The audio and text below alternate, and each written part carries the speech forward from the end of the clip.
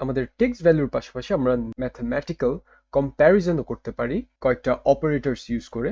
যেমন আমাদের আছে less than operator, less than or equal two, less than or equal to operator, greater than operator, greater than or equal to operator. এগুলো use করে আমরা যে কোনো নাম্বারকে কন্ডিশনাল টেস্টে ইউজ করতে পারি। যেমন সাপোজ আমাদের একটা ভ্যারিয়েবল আছে যেটা হলো এইচ, অ্যান্ড আমি এইচ ভ্যারিয়েবলটাতে একটা ভ্যালু স্টোর করলাম যেটা হলো 19। আমরা যদি লেস দেন কম্প্যারিজন অপারেটরটা ইউজ করে দেখি তাহলে আমরা এইভাবে লিখতে পারি H is less than 21। So এই ক্ষেত্রে আমাদের যদি ভ্যারিয়েবল ভ্যালুটা টার্গেট ভ্যালু থেকে কম হয় তাহলে আমাদের আউটপুটটা ট্রু দেখাবে, আর যদি টার্গেট ভ্যালু থেকে বেশি হয় তাহলে ফলস দেখাবে।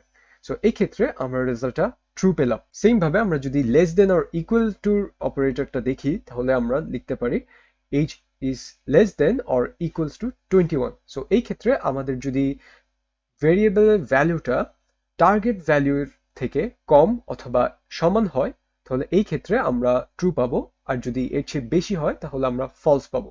তারপর হলো গ্রেটার দেন অপারেটর।